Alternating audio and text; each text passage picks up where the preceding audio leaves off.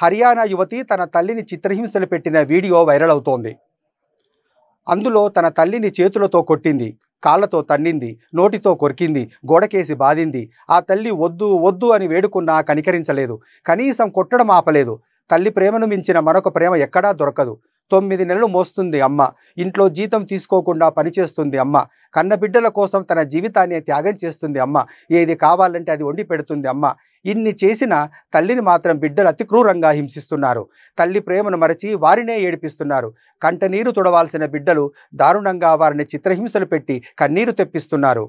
తాజాగా అలాంటి ఘటనే ఒకటి జరిగింది. చిన్ననాటి నుంచి ఎంతో అల్లారుముద్దుగా పెంచి పెద్ద చేసిన తల్లిని ఓ కూతురు నానా ఇబ్బందులు పెట్టింది. చేతులతో కొట్టి, కాళ్లతో తన్ని, నోటితో కొరికి అతి హీనాతిహీనంగా తల్లితో ప్రవర్తించింది.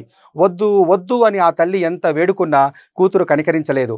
ప్రస్తుతం అందుకు సంబంధించిన వీడియో నెట్టింట వైరల్గా మారింది.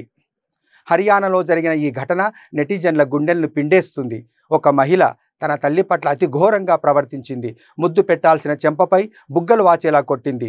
జుట్టుకు మసాజ్ చేసి జాగ్రత్తగా చూసుకోవాల్సింది పోయి జుట్టు పట్టుకొని లాగింది. ముద్దులాడాల్సింది పోయి పళ్ళతో తల్లి శరీరంపై కొరికింది.